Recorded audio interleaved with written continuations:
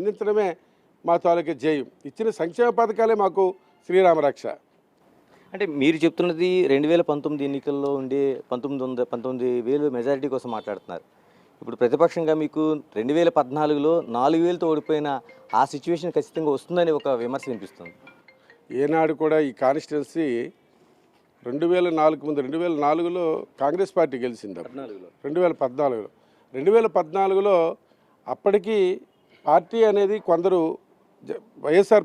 Congress party నుంచి కొంతమంది రావడం లేట్ అవడం వల్ల అప్పటికప్పుడు ఎలక్షన్లు దగ్గర అవడం వల్ల కొన్ని ఇబ్బందులు అయితే జరగడం జరిగింది.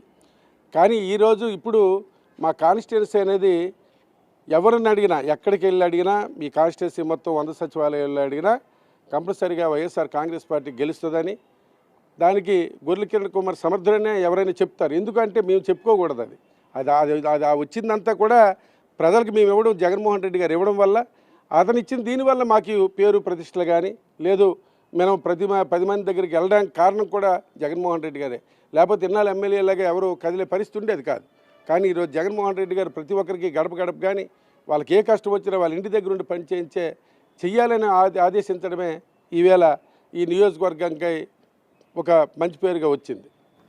అంటే జరగబోయే ఎన్నికల్లోన ఖచ్చితంగా తెలుగుదేశానికి ఒక వేవ్ అనేది వస్తుంది, ఒక గాలి వీస్తుంది అంటున్నారు. రెండోది